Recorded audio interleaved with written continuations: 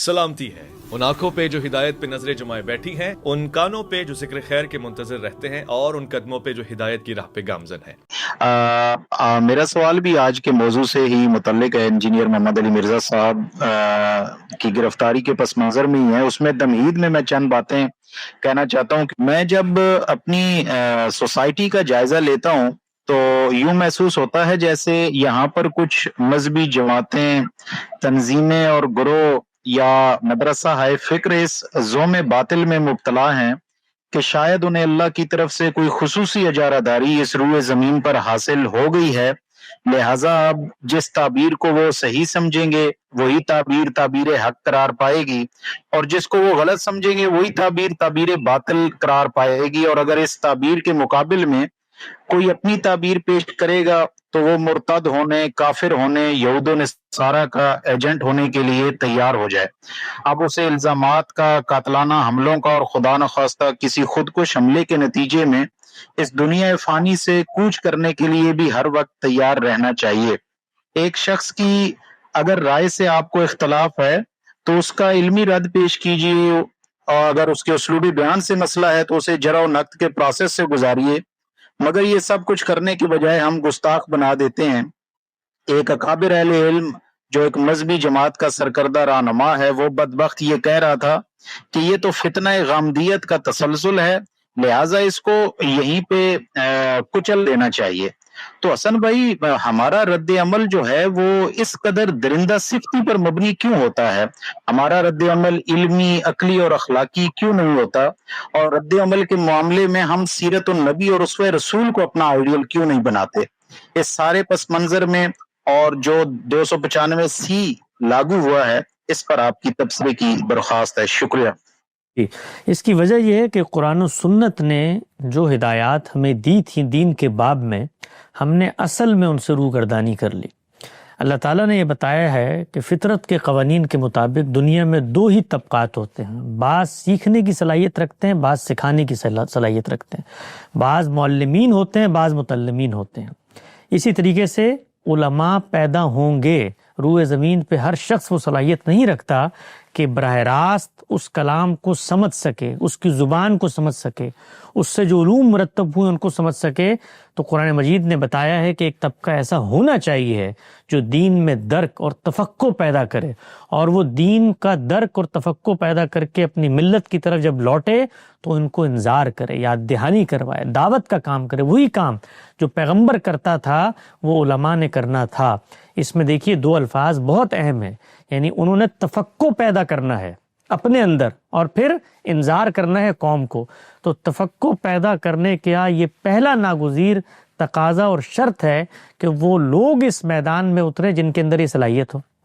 تو ہماری امت کی علمی تاریخ میں ہمیشہ وہ لوگ اس میدان میں آئے جو اپنے اندر یہ صلاحیت محسوس کرتے تھے کہ وہ دین کے عالم بن سکتے ہیں، اور وہ عالم بننے کے بعد اپنے نقطہ نظر، اپنے استدلال کو الگ بیان کرتے تھے اور عوام کے اندر دعوت و تبلیغ کا کام کرتے تھے۔ یہ ترتیب کبھی خراب نہیں ہوئی، حتیٰ کہ بر صغیر کے اندر یہاں تک انگریز آ گئے، اور ان کے آنے کے بعد اور مسلمانوں کے 1000 سال اقتدار کے خاتمے کے بعد مذہبیت کی طاقت کو جو اسٹیٹ میں ایڈجسٹ کیا گیا تھا، اس کی محرومی کے بعد علماء نے یہ فیصلہ کیا کہ وہ سوسائٹی میں اپنی طاقت کا مظاہرہ کریں گے، اپنے آپ کو برابر کا شیئر ہولڈر ثابت کرنے کی کوشش کریں گے۔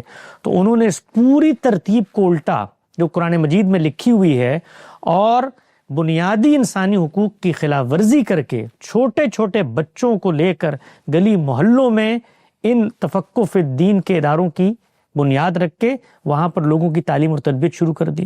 وہ لوگ جو دین کا عالم بننے کی صلاحیت نہیں رکھتے، جو اس وجہ سے پیدا نہیں ہوئے، جن کا یہ پس منظر نہیں ہے، ان کو مذہبی لوگوں نے اپنی طاقت کے کھیل میں استعمال کیا، اور ہزاروں لاکھوں لوگوں کو اپنے مسلک اور اپنے فرقے کا نمائندہ بنا کر سوسائٹی کے اندر جھونک دیا۔ وہ لوگ نہ دین کا درک رکھتے ہیں، نہ لوگوں میں انذار کرنے آئے۔ ان کا ایک ہی مقصد ہے کہ اپنے فرقے کا تحفظ کرنا ہے، اپنی کی مسلکی شناخت کی برتری ثابت کرنی ہے۔ تو اس کے نتیجے میں آپ کا کیا خیال ہے کہ معاشرے کے اندر کوئی امن پیدا ہوگا، معاشرے میں استحکام آئے گا، معاشرے میں لوگ دین کی طرف آئیں گے؟ وہ تو ہر شخص وہاں پر بقا کی جنگ لڑ رہا ہے، اور جو کچھ ان کی علمی روایت میں بڑی شخصیات موجود ہیں ان کو علم کے پس منظر میں نہ پرسیو کیا گیا ہے نہ آگے ڈیلیور کیا گیا ہے. وہ ان کے لیے سپر ہیروز ہیں, وہ معصوم الخطا ہستیاں ہیں. ان کے ائمہ وہ ہیں کہ جن کو خدا نے منتخب کر کے زمین پر علم سونپ دیا تھا, لہٰذا ان کو اپنی برتری کا زام ہے. تو یہ کھیل ہے جو اس وقت ہمارے ملکوں میں کھیلا جا رہا ہے. مذہبی طاقتیں اپنا زور ثابت کرنے کے لیے اپنی افرادی قوت اور اسٹریٹ پاور کو استعمال کر کے اپنے مخالفین کی آوازوں کو دباتی ہیں. تو جس وقت آپ قرآن کی ہدایت سے اصل میں روگردانی کریں گے اور جو کچھ اس نے بتایا ہے اس سے ہٹ کر نظام بنائیں گے تو اس کے نتیجے میں یہی شرنگیزی ہے, یہی مولود فساد ہے جو پھر آپ کے اور میرے سامنے آ کر پیدا ہوگا. جی میرا سوال اصل میں یہ ہے کہ مسلم سوسائٹی ہمیشہ سے اتنی زیادہ تھیوکریٹک اور ظالم سی نظر کیوں آتی ہے کہ کوئی بھی نئے آئیڈیا پھر منفرد آئیڈیا جو آتا ہے تو وہ اس کو ایکسیپٹ نہیں کر پاتی. جیسے اگر انگلش ایجوکیشن آئی تو سب سے پہلے رد میں کیوں جاتے ہیں ہم لوگ؟ کیا اس کا روٹ کاز کیا ہے؟ کہ کیا یہ ہیومن نیچر کا ہی اس کا روٹ کاز ہے یا پھر اسلامک تھیوکریٹک جو تھیولوجیکلی جو اسٹرکٹنس ہے یہ اس کا روٹ کاز ہے؟ اسلامک ویلیوز کی وجہ سے ہم لوگ کیا یہ اس کا روٹ کاز کیا ہے؟ جیسے حسن بھائی نے بات کہی تو مطلب جھوٹ بات تو کہی نہیں. فیسز آف محمد جانی ٹولن نے کتاب لکھی, انہوں نے باقاعدہ اس پہ ہسٹری لکھی ہے کیسے 1400 سال تک یورپین کلچر نے مسلمانوں کو پرسیو کیا, نعوذ باللہ صلی اللہ سے مورتی بتاتے تمام چیزیں کی, لیکن اس کا روٹ کاز کیا ہے؟ جی مجھے جب میں مسلمانوں کی تاریخ کی طرف پلٹ کے دیکھتا ہوں تو اس کا بنیادی روٹ کاز شخصیت پرستی نظر آتا ہے.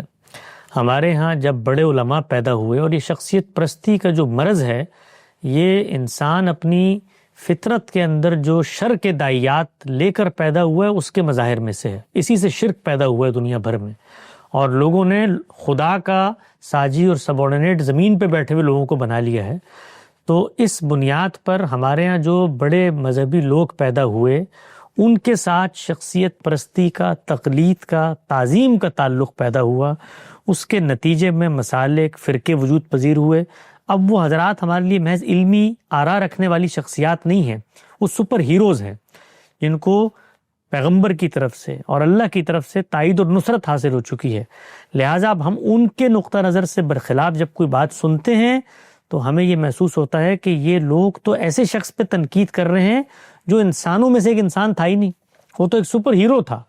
تو اس کے نتیجے میں پھر تعصب پیدا ہوتا ہے, عصبیت جنم لیتی ہے, اور پھر عصبیت اپنی پروٹیکشن چاہتی ہے, انسیکیورٹی کو محسوس کر کے لوگوں پر حملہ آور ہوتی ہے تاکہ اپنی باؤنڈریز کو طے کر سکے. اسی لیے شناخت کا رویہ پیدا ہوتا ہے. پھر میں لوگوں کا فیصلہ کرتا ہوں کہ وہ اس طرف کھڑے ہوئے یا اس طرف کھڑے ہوئے ہیں, تو ان پہ لیبل چسپا کرتا ہوں کہ یہ گمراہ ہے, یہ فاسق ہے, یہ فاجر ہے. تو یہ سب چیزیں ہیں جو اللہ تعالیٰ نے انسان کو ارادہ اختیار دیا, اس کے سوء استعمال سے پیدا ہوتی ہیں. مسلمان امت میں بھی پیدا ہوئی. جی شکریہ فراز بھائی ہمیں جوائن کرنے کے لیے. جی حسن بھائی, میرا سوال یہ ہے کہ یہ جو انجینئر صاحب کی طرف سے جو بھی الفاظ ان لوگ جو آتا ہے کہ اور ہمارے مولویوں کا جو ایموشنل ایک رویہ ہے, کیا یہ ہمیں اڈاپٹ کرنا چاہیے؟ کیا ان لوگوں کو فیصلہ کرنا چاہیے یا ہم نے قرآن اور سنت کی طرف جو ہے نا اس کی طرف جانا چاہیے؟ حسن بھائی شاید آپ کا مائک. جی دیکھیے, ہم دنیا میں داروغہ بنا کر نہیں بھیجے گئے, ہم میں سے ہر ایک اپنے اپنے امتحان میں شریک ہے. قرآن مجید نے فرمایا ہے وَلَقَدْ جِئْتُمُونَا فُرَادًا, تم سب تنہا تنہا میرے پاس آؤ گے, سب کا حساب و کتاب ہوگا. دنیا کے اندر لوگوں کے کفر و ایمان کا فیصلہ کرنا, ان کے گستاخ یا معتمد ہونے کا فیصلہ کرنا, یہ ہماری ذمہ داری نہیں ہے. لوگوں کی اس طرح سے پرسیکیوشن کرنا, ان سے اقرار کروانا, ان سے جملے واپس کروانا, یہ میری اور آپ کی ذمہ داری. ہمارا کام ہے دعوت پیش کرنا, ہمارا کام ہے خیرخواہی کے جذبے سے, ایفائے حق کے جذبے سے لوگوں تک بات پہنچا دینا, بس. اس کے بعد اللہ کا امتحان ہے. کوئی شخص شرنگیزی پہ کھڑا ہوا ہے, اس نے بھی اپنی قبر میں جانا ہے, اللہ اس کا حساب کتاب کر لیں گے. یہ جو ہمارے علماء نے فتنوں کی سرکوبی کے زیر عنوان اپنی زندگی کا مقصد تردید بنا لیا ہے اور لوگوں کی تنکیس بنا لیا ہے, اور پورے چینل بنے ہوئے ہیں جو ایک دوسرے کی غلطیاں نکال کے معاشرے میں ان کو متوحش کرنا چاہتے ہیں. یہ کبھی آپ کو پیغمبر کے اسوہ میں نظر آیا؟ صحابہ کے اسوہ میں نظر آیا؟ تابعین کے اسوہ میں نظر آیا؟ تبع تابعین کے اسوہ میں نظر آیا؟ ہمارے جل و قدر بزرگوں کی زندگی میں نظر آیا؟ ہر کوئی اپنی علمی خدمت کرتا تھا، دنیا سے رخصت ہو جاتا تھا. تو علماء کو سوچنا چاہیے کہ وہ زمین پر ختم نبوت کے بعد اس بات کو تسلیم کر لیں کہ اب رسول نہیں آئے گا، اور رسول کے اختیارات کو وہ استعمال نہیں کر سکتے. وہ زمین پر لوگوں کے فیصلے نہیں کر سکتے، ان کے ساتھ خدا کی مائیت کا ظہور نہیں ہوتا. چنانچہ اب ان کا کام صرف دعوت دینا ہے، پہنچانا ہے. کوئی غلط بات نظر آتی ہے کسی عالم کی، اس بات کے اوپر آپ تردید کر دیں. شخصیات کے پیچھے پڑنا، ان کی تنقیص کرنا، ان کی عیب جوئی کرنا، ان کی غلطیاں نکالنا، ان کی قرآن مجید کی تلاوت میں غنّے اور مدہ کی غلطیاں نکالنا، یہ بتانا کہ فلاں جاہل ہے، اس کی علم کی یہ حیثیت ہے، یہ سارے کام علماء کے کرنے کے نہیں ہیں.